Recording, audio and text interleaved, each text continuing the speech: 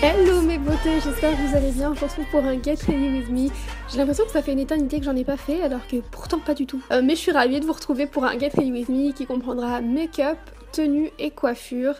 J'ai commencé par mes soins en appliquant ma crème hydratante de chez Filorga et en fait moi je l'applique surtout autour des yeux comme vous pouvez le voir. Ensuite j'applique mon sérum anti-tache de chez Caudalie que j'applique vraiment sur l'ensemble de mon visage.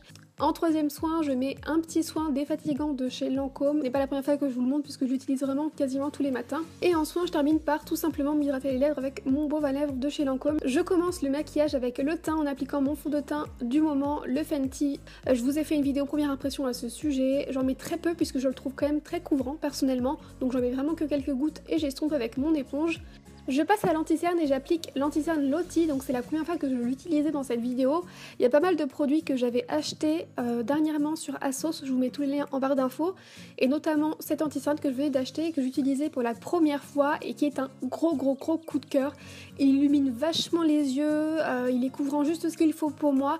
Je poudre simplement autour de mes yeux avec ma poudre à l'acide hyaluronique de By Terry, ma petite poudre préférée, vous le savez, j'arrête pas d'en parler.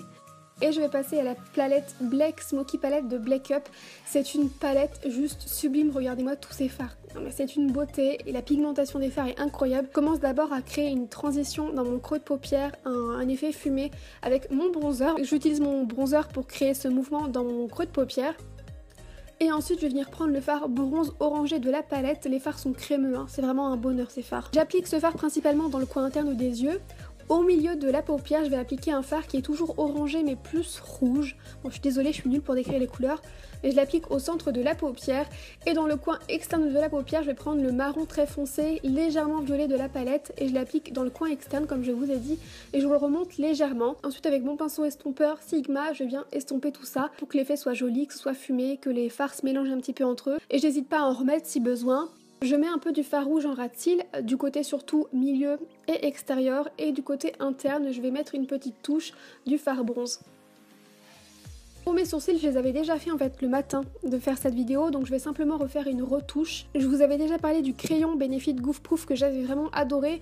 Je pense que c'est vraiment vers le crayon que je me retournerai, la palette est géniale, mais j'avais vraiment eu un coup de cœur pour le crayon Goof Proof. Pour le mascara, je vais utiliser le dernier L'Oréal, le Paradise Ecstatic, qui est assez réputé ces derniers temps pour être un dupe du Too Faced. Alors je vous avoue que j'adore, il a un rendu magnifique, en plus c'est à la fois un soin, je vous explique plus ça dans la barre d'infos, et je le trouve très bien, mais j'avoue que j'aurais peut-être une préférence pour lui s'il avait été waterproof. Pour l'highlighter, je vais utiliser le Liquid Chrome de Barry M, encore un des produits que j'ai acheté sur Asos dernièrement. C'est une dinguerie. Vous pouvez soit le mettre avant votre fond de teint ou le mélanger avec votre fond de teint, ou comme moi juste en petite touche en tant qu'highlighter, et j'adore cet highlighter, il est juste génial.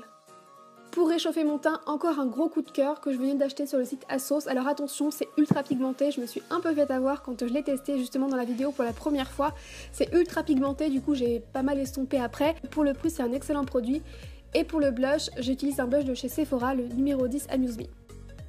Encore un des produits que j'avais acheté sur Asos, donc c'est un kit pour les lèvres de Barry M, un kit qui est excellent pour son prix, ça comprend le crayon que je suis en train d'utiliser et également le rouge à lèvres liquide que je mets juste à la suite, donc c'est des couleurs qui sont très similaires pour aller ensemble et j'adore le rendu, je trouve ça magnifique. Bon, j'ai quand même rajouté un peu de brillant à lèvres à la fin parce que vous me connaissez, j'adore le brillant à lèvres, et je termine avec ce produit, toujours que j'avais acheté sur Asos, qui est parfait si vous voulez que ça fixe votre maquillage en ayant un effet très lumineux, très glowy. Pour boucler mes cheveux, je vais utiliser mon nouveau fer de Revlon. En fait, Revlon m'a envoyé il y a quelques temps ce fer à boucler et également un fer à lisser. Ce fer à boucler, c'est une merveille, mais alors, il n'a rien à voir avec mon ancien fer à boucler. Mais honnêtement, hein, je vous dis ça en toute transparence, il n'a rien à voir avec mon fer à boucler.